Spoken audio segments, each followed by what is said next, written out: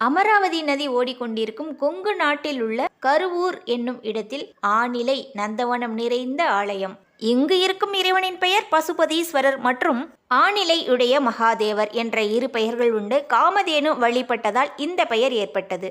இங்கு சிவனை வழிபடும் பக்தர்களில் எரிபத்தரும் ஒருவர். எம்பெருமானை வழிபடும் பக்தர்களுக்கோ அடியார்களுக்கோ எவர் மூலமாவது துன்பம் ஏற்பட்டால் அவ்விடம் விரைந்து சென்று அவர்களை தண்டிக்கக்கூடியவர் எரிபத்தர். துன்பம் ஏற்படுத்துபவர்களை தண்டிப்பதற்காகவே மழு என்ற ஆயுதத்தை தன் கரத்தில் எப்பொழுதும் வைத்திருப்பார். அடியார்களுக்கு துன்பம் கொடுப்பவர்களை மழுவை வைத்து எரிந்து அவர்களை தண்டிப்பதால் எரிபத்தர் என்ற பெயர் ஏற்பட்டது. துன்பம் கொடுப்பது வேந்தனே என்றாலும் அவரை எதிர்த்து நின்று போராடக்கூடிய வீரமுடையவர் எரிபத்தர். எம்பெருமான் மேல் இவர் கொண்ட பக்தியை போல் அதே ஊரில் சிவகாமி ஆண்டார் என்ற அடியாரும் அதீத பக்தி கொண்டிருந்தார் சிவன் மேல். விவரம் தெரிந்தது முதல் தன் கைகளால் மலர்களை பறித்து அதை